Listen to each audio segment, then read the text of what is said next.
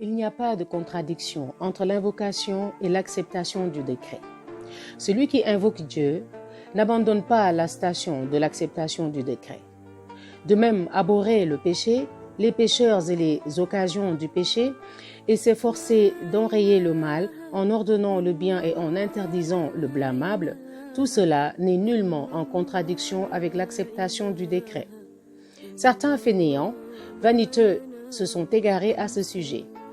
Ils ont prétendu que le péché, l'impiété, l'infidélité procèdent du décret éternel de Dieu Tout-Puissant et qu'il faut donc s'en satisfaire. Il y a là une erreur d'interprétation et une ignorance profonde des réalités de la religion. L'invocation fait partie intégrante de notre foi. À preuve les nombreux exemples d'invocation que nous donne l'envoyé de Dieu, sallallahu alayhi wa sallam, et les autres prophètes, sur eux la paix, comme nous l'avons rapporté dans le chapitre Les invocations. En outre, on sait que l'envoyé de Dieu, sallallahu alayhi wa sallam, avait atteint le plus haut degré de l'acceptation du décret. D'ailleurs, Dieu a fait l'éloge de certains de ses serviteurs en ces termes. Il nous invoquait avec désir et avec crainte, sourate 21, verset 90. Quant à la désapprobation, à la répulsion du péché et à l'insatisfaction qu'on manifeste à son endroit, Dieu en a fait une forme d'adoration et a mis ses serviteurs en garde contre tout acquiescement au péché lorsqu'il a dit « Ils prennent agrément à la vie présente et sont tranquilles » sourate 10, verset 7. Et aussi « Ils sont contents de demeurer avec ceux qui sont restés à l'arrière. Un sceau a été placé sur leur cœur » sourate 9, verset 87. On connaît le dit célèbre « Quiconque a été témoin du mal et y a consenti équivaut à celui qui a fait le mal ». On trouve dans la tradition prophétique cet autre dit « Inciter au mal équivaut à faire le mal ». Ibn Mas'ud a dit « Le serviteur ne peut pas être témoin d'un mal. Il supportera cependant le même péché que celui qui le commet. » On lui demanda « Comment cela ?» Lorsqu'il est au courant du mal, dit-il, et qu'il en prend son parti, rida. On trouve cette parole du prophète, sallallahu alayhi wa sallam, à supposer qu'un serviteur ait été tué au levant et que quelqu'un, au couchant, y donne son agrément, rida, il devient complice du meurtre. Dieu a ordonné l'émulation dans la commanderie du bien et l'interdiction du mal. Il dit « C'est là que doivent entrer en concurrence les concurrents » sourate 83, verset 26. Le prophète sallallahu alayhi wa sallam a dit « La jalousie n'est tolérée que dans 2 cas.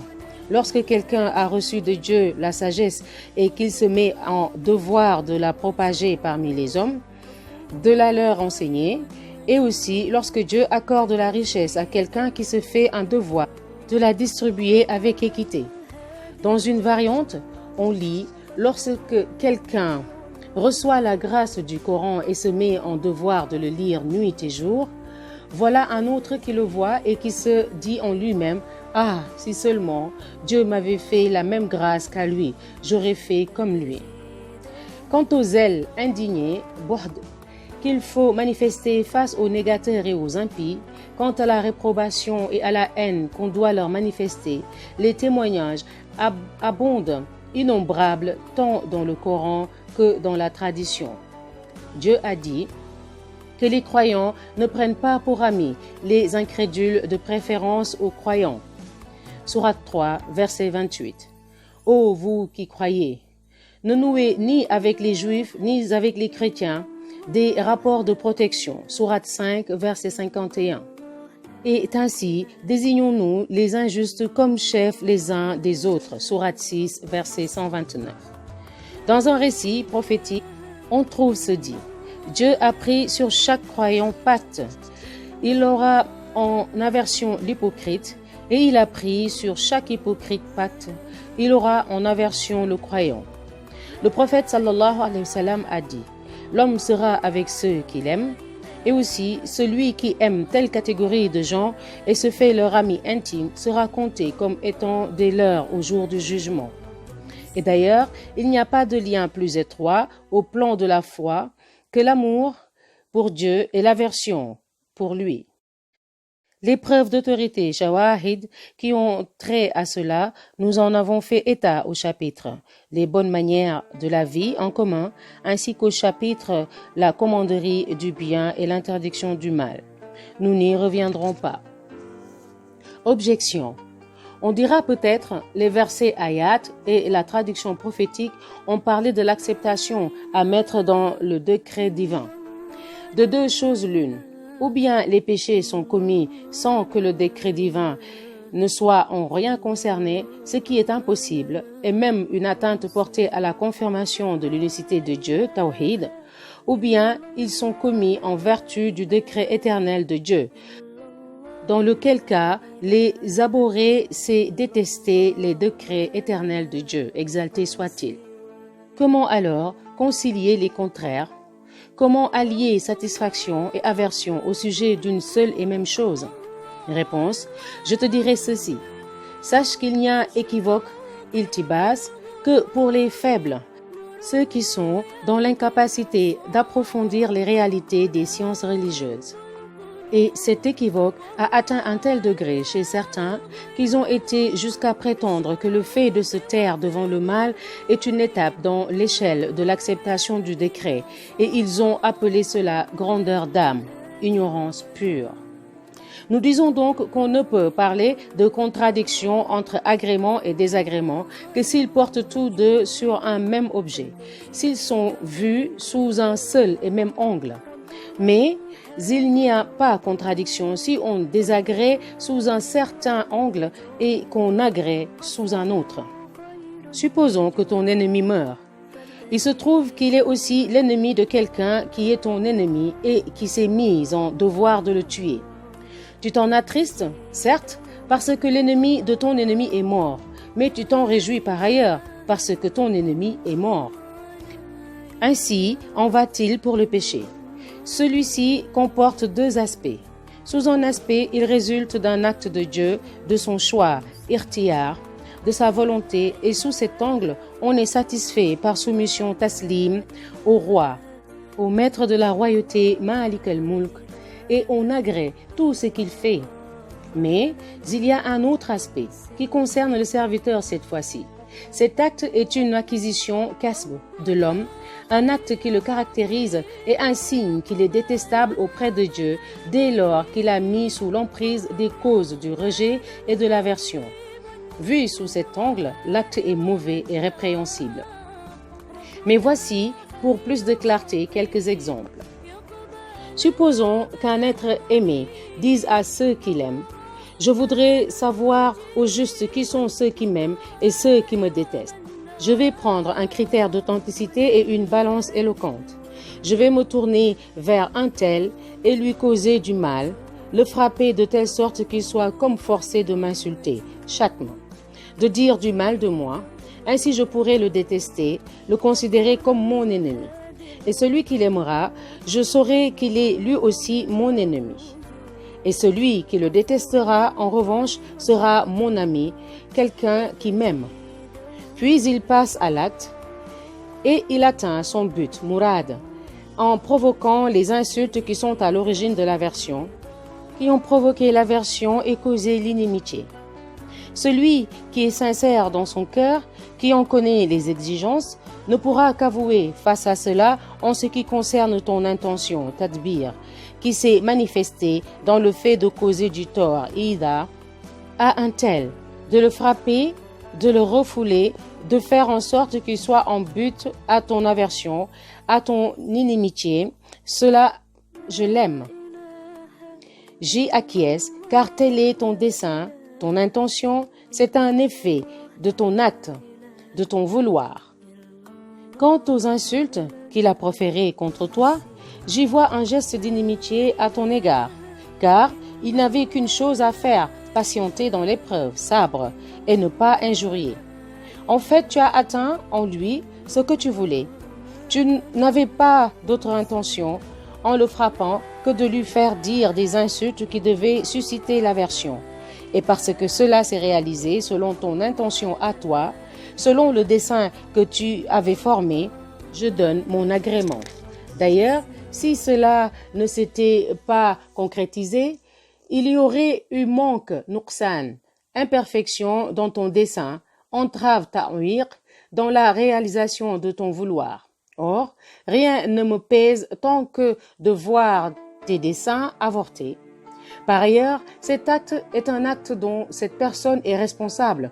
C'est une acquisition de sa part, un acte d'inimitié envers toi, Udwan. Une attaque dirigée contre toi, tahajjun, autant d'aspects qui vont à l'encontre de ce qu'exige ta beauté. Ta beauté exigeait en effet de sa part qu'il souffrit sans mot dire, que tu le rouasses de coups et qu'il ne s'opposa pas à toi en proférant des injures. De ce point de vue, sous l'angle qui le concerne, du fait même qu'il est responsable de son acte, je le déteste. Touchant ton dessein, ton aversion pour lui, qui est l'effet de ces insultes, je les agrée et les aime, car c'est ce que tu as voulu, toi. Et moi, en conformité avec toi, je déteste aussi cet individu. Une des conditions de l'amour, c'est d'avoir pour ami l'ami de notre ami et pour ennemi son ennemi. Quant à son aversion pour toi, j'y acquiesce aussi parce que c'est toi qui as voulu qu'il te déteste. Tu l'as rejeté, tu l'as abreuvé de tout ce qui était susceptible de susciter l'aversion. Par ailleurs, je déteste cette aversion en tant qu'elle caractérise cet homme. Ce haïsseur, mubhid, en tant qu'elle est un fait acquis par lui, un acte de lui, et c'est pourquoi je déteste cet individu. Si je l'ai en horreur, c'est parce qu'il t'a en horreur. Son aversion pour toi, je l'ai en horreur moi aussi, parce qu'il en porte la responsabilité. Et si j'acquiesce tout cela, c'est parce que tel est son dessein, Mourad. Il y aurait contradiction si l'on disait, en tant que cela correspond à ton dessein, j'y acquiesce volontiers. Et en tant que cela correspond à ton intention, je l'ai en aversion. Tandis que l'avoir en horreur, non parce que c'est un acte de lui et qu'il est conforme à ses intentions, mais parce que cela a été acquis par un autre, n'est pas contradictoire. À preuve, tout ce que l'on déteste sous un certain angle et auquel on acquiesce volontiers sous un autre, des exemples de ce genre abondent. Ainsi donc, le fait pour Dieu de concentrer sur cet homme tout ce qui est susceptible d'exciter la passion shahwa et la désobéissance au point que cela provoque chez lui l'amour de la rébellion, amour qui le pousse à se rebeller, correspond exactement au coup qu'a donné le bien-aimé à l'homme pour l'amener à le détester puis à l'insulter. L'aversion qu'a Dieu pour lui qui lui désobéit, même si cette désobéissance a été le fruit de son vouloir, tadbir, est semblable à l'aversion que ressent celui qui est injurié pour celui qui l'a injurié, même si ces injures ont été prévues et voulues, tadbir, pour lui et qu'il a choisi lui-même pour les provoquer. Lorsque Dieu se comporte ainsi par rapport à l'un de ses serviteurs, je veux dire qu'il existe en lui tout ce qui peut amener à désobéir. C'est un signe qu'il a décidé d'avance de le rejeter, de le détester. Il incombe à l'amant de Dieu de détester celui qu'il déteste, d'avoir en aversion celui qu'il a en aversion, de considérer comme ennemi celui qu'il a damné, même s'il l'a contraint par un effet de sa puissance, à lui manifester son inimitié et sa désobéissance. Il est damné, maudit, même si cette damnation a été le résultat d'une contrainte et cette malédiction l'effet d'une nécessité. Celui qui est refoulé loin des degrés de la proximité, darajat al-qurb, on doit le détester. Il doit l'être de la part de tous les amants, et ce pour se conformer au bien-aimé et pour manifester l'aversion envers tous ceux à qui le bien-aimé manifeste son aversion en les damnant. C'est sous cet angle-là qu'il faut comprendre ce que la tradition prophétique rapporte sur l'aversion et l'amour en Dieu, la sévérité et l'exécration envers les négateurs et l'agrément du décret éternel de Dieu en tant qu'il est son décret. Tout cela découle du mystère de la prédestination, qadar, qu'on ne peut divulguer, qui veut que le bien et le mal fassent partie intégrante de la volonté radicale, mashia, est la volonté éternelle, irada, de Dieu. Avec cette différence cependant que le mal est voulu tout en étant détestable et le bien voulu et agréé. Celui qui dit que le mal ne peut être attribué à Dieu montre par là qu'il est un ignorant. Il faut en dire autant de celui qui affirme qu'il est à la fois l'auteur du bien et du mal, sans faire de distinction entre agrément et désagrément. Celui-ci aussi est incapable de comprendre. Mais il n'est pas permis de dévoiler le secret de la prédestination.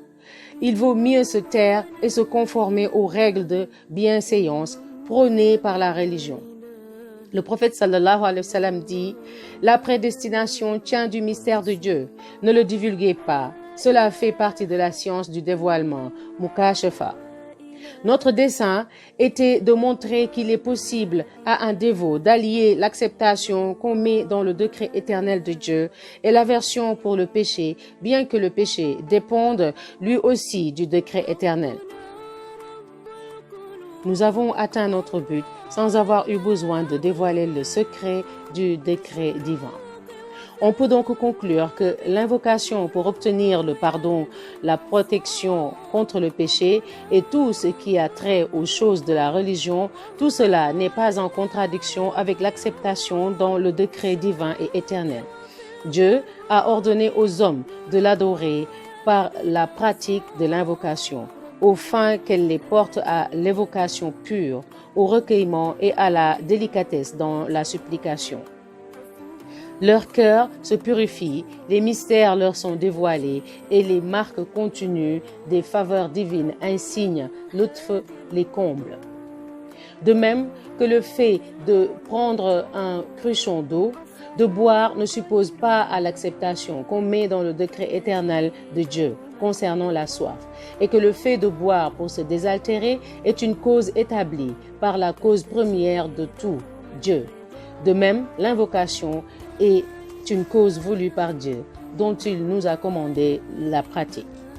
Nous avons déjà vu qu'être attaché aux causes secondes, asbab, conformément à la loi de Dieu, sunna, ne contredit pas l'abandon à Dieu, comme nous l'avons montré au chapitre de l'abandon confiant à Dieu, tawakkul, ni l'acceptation du décret, étape voisine, est rattachée à celle de l'abandon confiant, tawakkul.